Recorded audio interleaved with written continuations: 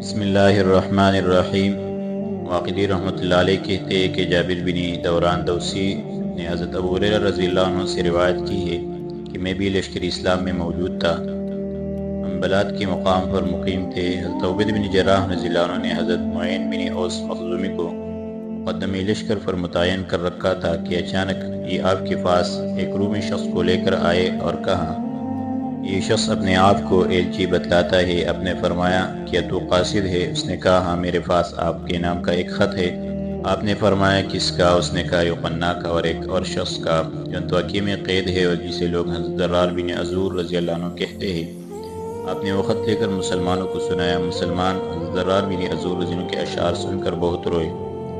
خولہ بنت عزور رضی اللہ عنہ کو خبر پہنچی تو وہ بھی حضرت عبید بن جراح کی خدمت میں حاضر ہوئی اور عرض کیا، یا امیر الامت، مجھے بھی میرے بھائی کے اشعار سنا دیجیے۔ آپ نے انہیں بعض اشعار پڑھ کر سنائے۔ ابھی آپ تمام کرنے بھی نہیں پائے تھے کہ حضرت خولہ بنت عزور رضی اللہ عنہ نے کہا، انا للہ و انا الیہ راجعون ولا حول ولا قوۃ الا باللہ العلی العظیم۔ خدا کی قسم، میں انشاءاللہ تعالی اپنے بھائی کا بدلہ ضرور لوں گی۔ لوگوں نے حضرت ضرار بن عزور کے اشعار یاد کر لیے اور ایک دوسرے کے سامنے پڑھنے لگے۔ خالد بن ولید رضی اللہ عنہ کو حضرت ضرار بن عزور رضی اللہ عنہ کے متعلق سب سے زیادہ رنج و ملال تھا۔ واقدی رحمۃ اللہ علیہ کہتے ہیں کہ مسلمان برابر فتوحات کرتے ہوئے انطاکیہ کی طرف بڑھے چلے جا رہے تھے، حتیٰ کہ اہل حازم، روندات، ارتاج، اورس اور باسوت وغیرہ کے قلعے فتح کرتے ہوئے لوہے کے پل تک پہنچ گئے اور یہاں حضرت عبید بن جراح رضی اللہ عنہ کے حکم کے مطابق ڈیرے ڈال دیے۔ ہرقل کو خبر پہنچی تو اس کے دل میں مسلمانوں کی طرف سے خوف گر کر گیا۔ افسرانی فوج کو بلا کر لڑائی کی تیاری کا حکم دیا، جسے حدید کے قریب خیمے نصب کیے گئے۔ والیان ملک نے اپنے اپنے ڈیرے وہیں لگوائے۔ ہرقل نے اسلحہ خانوں کو کھلوائے اور اپنے فوج اور بہادروں پر ہتھیار تقسیم کیے۔ حضرت یوقنا رحمۃ اللہ علیہ کو خلعت عطا کی اور کہا، جنرل یوقنا، میں اپنی اس تمام فوج پر تمہیں کمانیر بناتا ہوں۔ یہ سب فوج تمہاری کمان میں رہے گی، اس کی ترکیب اور سب بندی تم ہی کرو۔ وہ سلیب جو فادریوں کے خاص کنیسیاؤں میں رکھی رہتی تھی اور جو کسی اہم وقت یا بڑے بڑے دنوں میں نکلا کرتی تھی، ان کے سپردگی اور کہا کہ اس سلیب کو اپنے آگے رکھو، اس کی نصرت پر اعتماد کرو، یہ تمہیں مدد دے گی۔ انہوں نے اس کے لے کر اپنے بیٹے کے سپرد کیا اور کہا کہ اسے اپنے سامنے اٹھائے رکھو۔ ہرقل سوار ہو کے گرجا میں آیا۔ والیان ملک اور مصائب اس کے ارتکاب میں ہوئے۔ یہاں پہنچ کر اس نے صلاۃ النصر ادا کی اور اس سے فارغ ہو کے رسول اللہ صلی اللہ علیہ وسلم کے ان 200 صحابہ رضوان اللہ علیہم اجمعین کے لانے کا حکم دے دیا تاکہ ان کی قربانی کی جائے۔ حضرت یوقنا رحمۃ اللہ علیہ آگے بڑھے، ہاتھ کو بوسہ دیا اور کہا، ایو الملک، اور اے روم کے جلیل القدر بادشاہ، آپ کو اللہ پاک تبارک و تعالیٰ نے اس لیے ملک پر بادشاہ مقرر کیا ہے اور بندوں کی قسمت کی باغ دوڑ اس واسطے آپ کے ہاتھ میں دیے ہے کہ اللہ جل جلالہ امن والوں نے آپ کے علم و اخلاق اور بردباری سے یہ بات معلوم کر لی تھی کہ آپ کی عقل کا دوش اس بار گراہ کے متحمل ہونے کا اہل ہے۔ حکیم دیس و قرص کہتا ہے کہ عقل دراصل ایک بہت بڑی بزرگی کی سیڑھی ہے جس کا مالک نہایت ہوشیار و عقل مند شخص ہوتا ہے، کیونکہ عقل اجسام کی عزت اور خلائق کے لیے چراغ ہدایت ہوتی ہے۔ بس اے بادشاہ، آپ یہ سمجھے کہ عرب اپنے ساز و سامان اور فوج فراق کو لے کر ہم پر چڑھ آئے ہیں، لڑائی کی طاق میں ہے اور ہمیں ان کا مقابلہ کرنا یقینی اور ضروری ہے، اور یہ معلوم نہیں کہ لڑائی کا فلاح کس طرح، جو کہ اگر آپ نے اس صورت میں ان قیدی عربوں کو مار ڈالا اور ہمارا کوئی آدمی ان کے پنجے میں گرفتار ہو گیا تو پھر آپ خود سمجھ سکتے ہیں کہ وہ اس کے ساتھ کس طرح پیش آئے گی اور کیا سلوک اس کے ساتھ روا رکھے گی۔ بہتر یہ کہ آپ انہیں اس وقت تک، جب تک ہم یہ دیکھ لیں کہ ہمارا قیام کس طرح رہے گا اور یہ نازل ہونے والے بلا کیوں کر ٹلے گی، جو کہ تو رہنے دے، اس سے ایک یہ بے فائدہ ہوگا کہ اگر ہمارے ساتھیوں جنرلوں یا کرنلوں میں سے کوئی گرفتار ہو گیا تو اسے ان کے معاوضے میں چھڑا لیں گے۔ حضرت یوقنا رحمۃ اللہ علیہ کا یہ مشورہ سن کر ارباب دولت کہنے لگے، واقعی بادشاہ کمانیر صاحب کا مشورہ نہایت مفید ہے۔ پوپ نے کہا، ایو الملک، آپ انہیں اسی کنیسہ میں مقید کرنے کا حکم دے دیں تو زیادہ انسب ہے، کہ ان کا اول تو یہ کنیسہ ہمارے شہر میں سب سے عمدہ کنیسہ ہے، دوسری اس میں خوبصورت لڑکیاں اور حسین عورتیں ہیں۔ انہیں آپ یہ حکم دے دیں کہ وہ سج کے اور زیب و زینت کر کے یہاں حاضر رہیں۔ قیدی جب ہماری عورتوں ان کے حسن اور جمال کو دیکھیں گے، عمدہ ان کی خوشبوئی سونگیں گی، تو خود ہمارے دین کی طرف مائل ہو جائے گی اور یہ مسلمانوں کے لیے ذوق کا باعث ہوگا۔ بادشاہ نے انہیں لانے کا حکم دیا۔ جب وہ خدا کے شعر لوہے کی زنجیروں میں بندھے ہوئے آئے تو پادریوں نے زور زور سے انجیل پڑھنی شروع کی، تکلفات اور عائش دکھلانا اور خوشبودار چیزوں کی تبخیر کی۔ مسلمان نے وہاں پہنچتے ہی تکبیر و تحلیل کے نعرے بلند کیے، بشیر و نذیر صلی اللہ علیہ وسلم پر درود شریف بھیجا اور کہا مشرک جھوٹے ہو گئے اور ضلالت کی منتہا میں گر پڑے۔ اسران کی ذلت کا کہنے کہ ان کی پیشانیوں میں لگ گیا۔ اللہ پاک تبارک و تعالیٰ نے کسی کو بیٹا نہیں بنایا اور نہ ان کے ساتھ کوئی عبادت میں شریک ہے۔ ان عقیدیوں میں ایک رفاع بن زہیر نامی یمن کے رہنے والے شخص تھے جو یمن کے صحابہ میں نہایت فاضل، عالم اور کتب سابقین اور علمی ہمیریہ کے بڑے ماہر تھے۔ اکثر شعر کہا کرتے تھے اور کلام کو منظوم اور سنوار کے فصاحت کے ساتھ بولا کرتے تھے۔ جب انہوں نے کنیسہ کو کافروں سے بھرا ہوا اور یہ دیکھا کہ صلیبوں کی تعظیم اور تصویروں کی ستش کر رہے ہیں تو کہنے لگے اللہ اکبر لا الہ الا اللہ محمد رسول اللہ صلی اللہ علیہ وسلم۔ جھوٹے ہیں یہ مشرک اور اصحاب شیطان، نہیں ہے کوئی معبود مگر ایک رحمان جو عدد ہے نہ محسوب بلکہ اکیلا تنہا طاق ہے نہ کسی کی طرف منسوب، نہ اس کا کوئی ضد ہے نہ دوست، نہ اس کا کوئی بیٹا ہے نہ اس کا کوئی گوش پوش، نہ اس کے واسطے جسم ہے نہ اقامت اور نہ اس کی کوئی حد ہے نہ نہایت۔ اس نے پیدا کیا ہے مخلوقات کو اور اس نے بنایا ہے اس موجودات کو۔ اس نے پیدا کی ہے کائنات اور اس کی تدبیر میں ہے ارض و سماوات۔ وہ اول ہے، اس کے وجود کا آغاز نہیں، وہ آخر ہے، اس کی انتہا کا کسی کو معلوم راز نہیں۔ اس کا نہ کوئی شریک ہے نہ وزیر اور نہ کوئی مصاحب ہے نہ مشیر، لیس کمثلہ شیء وهو السمیع البصیر۔ کہتے کہ آپ کی اس تقریر سے کنیسہ میں جنبش آ گئی اور پادری اپنے عصا لے کے آپ کی طرف متوجہ ہو گئے۔ شاہی دربار ان کی طرف مخاطب ہوا اور کہنے لگا اس شخص سے کلام نہ کرو اور نہ اس کی طرف توجہ کرو۔ پادری یہ سن کر آپ سے علیحدہ ہو گئے۔ بادشاہ نے آپ سے کہا برادری عربی تمہارا کیا نام ہے؟ آپ نے فرمایا ایھا الملک، آپ کو میرے نام سے کیا تعلق؟ میں آپ کی جنس سے نہیں ہوں تو آپ میرا نام دریافت کریں۔ خوف نے کہا ایھا الملک، اس نے بالکل سچ کہا، یہ ہماری جنس سے نہیں ہے کیونکہ یہ نہ کوئی عالم ہے نہ حکیم کہ اس سے ہم مسائل حکمت دریافت کر سکیں، بلکہ ایک بدوی شخص ہے جو سوائے جنگلوں کی سکونت اور بدو کی صحبت کے اور کچھ نہیں جانتا۔ دانائی حکمت ہمارے شہروں سے ظاہر ہوئی اور ہماری حکمہ دنیا میں مشہور ہوئی کیونکہ حکمت نے یونان سے جنم لیا، یہی پرورش پائی اور جب جوان ہو گئی تو سریانیوں نے اسے گلے لگایا اور اس کی آو بھگت کی۔ رہے اہل عرب ان میں حکمت کوائی جو اس کو پڑھتے پڑھاتے اور اس کے وارث بنتے۔ تمام فضائل ہمارے ہی عالموں کے لیے مخصوص ہے اور سارے عدل و انصاف ہمارے بادشاہوں کے طرح امتیاز۔ اسکندر، بطلیموس، موریخ، جستینوس، ارمویل، جرجس، ارسطو، تالیس، پیثاغورس، نویسیدی جس نے انطاکیہ کی بنا ڈالی، سفلیوس، ارمیو جو نبی اور بادشاہ تھے، پتاغورس جس نے رہامہ، انیج اور اسٹینس کو بنایا اور جو کاہن بھی تھا اور جس نے اپنے عہد کے بادشاہ کو خبر دی تھی کہ ایک لڑکا ایسا پیدا ہوگا جو اپنے رب سے کلام کرے گا اور اس کی نئی شان ہوگی، اپنے ہاتھ سے فرعون کو ہلاک کر دے گا۔ اور حکیم منافنیتین، یہ سب ہمارے ہی حکیم تھے اور ہم ہی سے دراصل تمام علموں کے چشمے پھوٹ پھوٹ کر ہر جگہ بہے ہیں۔ اس ہماری ہی قوم میں سے ارمینیو تھا جس نے رومت الکبریٰ کی بنا رکھی اور اپنے ہی نام پر اس کا نام قرار دیا۔ اور لیجیے سستانیوس جس نے سب سے پہلے ایک ایسی کتاب تصنیف کی جس میں زمین کے اوپر کی چیزوں یعنی پہاڑوں، دریاؤں، درختوں اور جانوروں کی تصویریں بنائیں۔ ہرقلیم کے رہنے والوں کا حال مع ان کے رگتوں اور خاصیتوں کے لکھا۔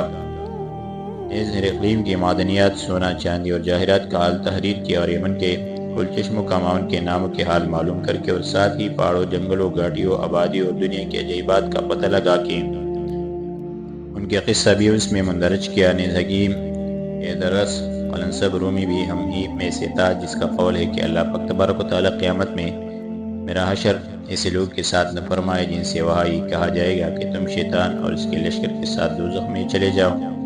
وہ اپنی کتاب میں کہتا ہے کہ اے مسکین، میری کتاب کے دیکھنے اور پڑھنے والے دنیا کے لذتوں اور شہوتوں کے جو نفوس کی ملزم حص روحانی نورانی کے مواقع انکار کرنے والے عالم علیین کی طرف ترک کر اور حکمت کی طرف دیکھ کر حکمت ہی عالم روحانی کی سیڑھی جو شخص اس کو کھو دیتا ہے وہ اپنے مولا اور مصور کی طرف نہیں چڑھ سکتا۔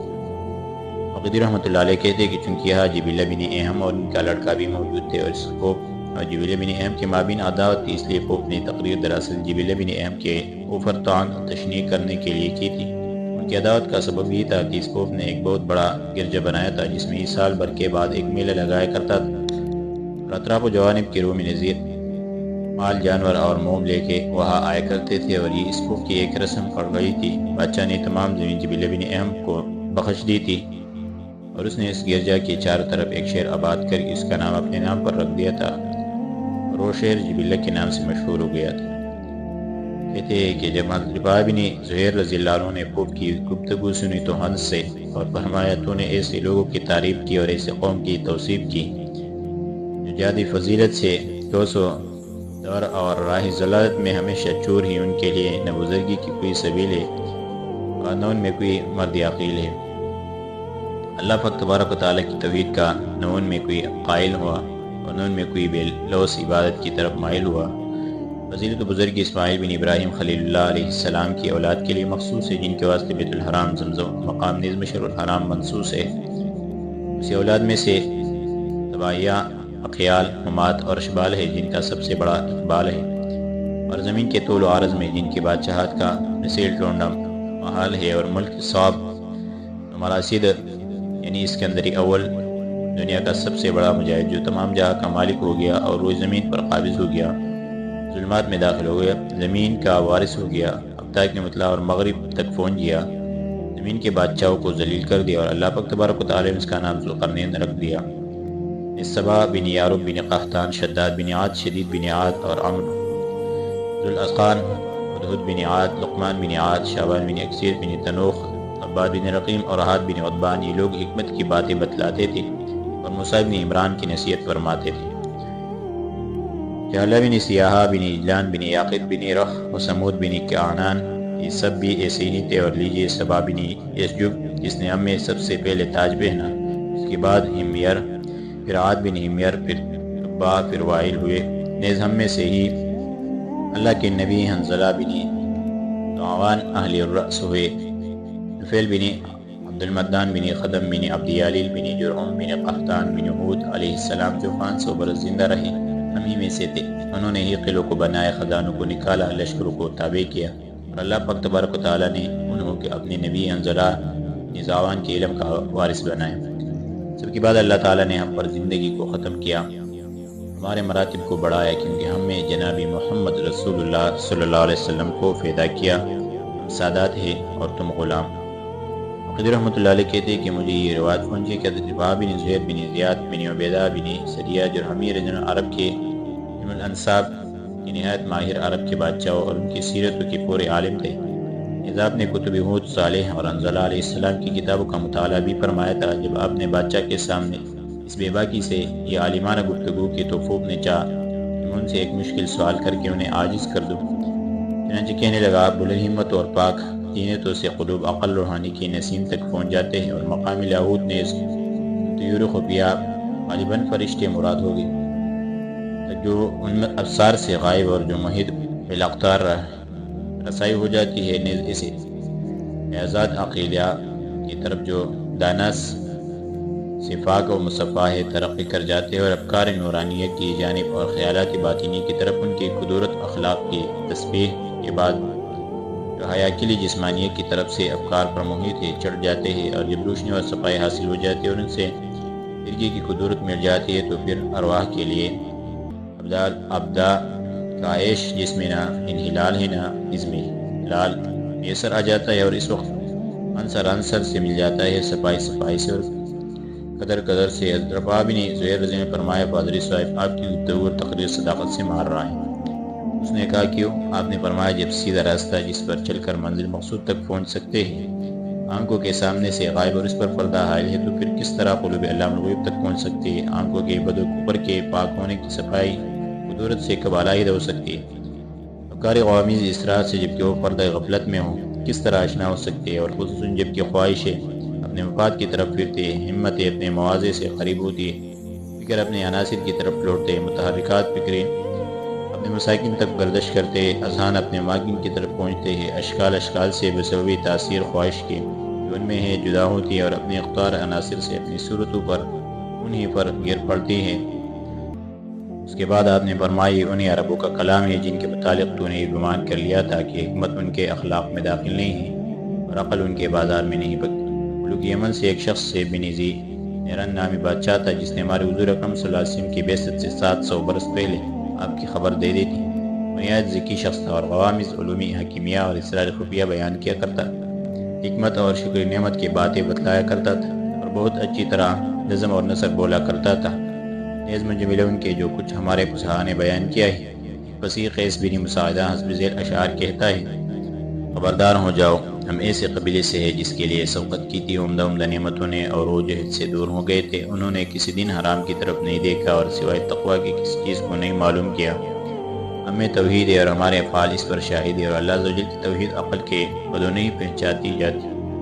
ہم آسمانوں کے اوپر سب چیزوں کو دیکھتے ہیں جیسے کہ اور لوگ اشیاء ظاہر کو دیکھتے ہیں۔ ہم اپنی حقیقت کو نیز جہاں سے ہماری ابتدا ہوتی کو جانتے ہیں، اور اس عالم اشکال میں ہم محض تصویر نہیں ہے، اور ہم اگرچہ زمین کے مرکز پر ہیں مگر ہماری روح عالم نور ہے، روشنی طلب کر رہی ہے، اور اس لیے وہاں چڑھی تاکہ اس نور کی انہیں خبر ہو۔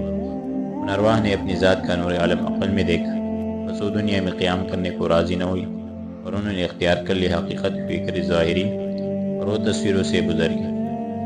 واقدی رحمۃ اللہ علیہ کہتے ہیں کہ عبداللہ بن ربیعہ رحمۃ اللہ نے حضرت رفاع بن زہیر سے جب کہ وہ قید سے چوٹ آئے دریافت کیا: چچا جان، آپ کے کلام اور آپ خوب کی گفتگو کو اس طرح سمجھتے ہیں؟ آپ نے فرمایا: بیٹا، میں نے عربی میں اس ملعون سے زیادہ فصیح کسی کو نہیں دیکھا۔ میں نے یوحنا رحمۃ اللہ سے اس کے متعلق دریافت کیا تھا تو انہوں نے کہا: بادشاہان روم اور ان کے والیان ملک کی ریاست و سلطنت اس وقت تک قائم نہیں رہ سکتی جب تک وہ عربی زبان نہ سیکھے، کیونکہ وہ اعجاز میں عربوں سے قریب ہے۔ حضرت رفاع بن زہیر رضی اللہ عنہ نے جب اپنا مناظرہ کی کیفیت مسلمانوں سے بیان کی تو اکثر لوگوں نے اسے قلم بند کر لیا۔ پھر کیا ہوا انشاءاللہ آگے درس میں ذکر